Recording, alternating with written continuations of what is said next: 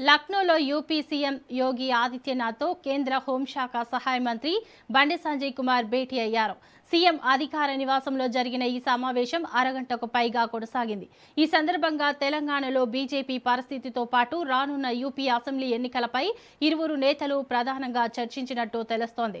తెలంగాణ అభివృద్ధికి ప్రధాని నరేంద్ర మోడీ పూర్తిగా సహకరిస్తున్నారని యోగి ఆదిత్యనాథ్ తెలిపారు. డబుల్ ఇంజిన్ సర్కార్ ఏర్పడితే తెలంగాణను మరింత అభివృద్ధి చేసుకునే అవకాశం ఉంటుందని అన్నారు. మోడీ సహకారంతో యూపీలో భారీగా అభివృద్ధి కార్యక్రమాలు చేపడుతున్నామని వివరించారు.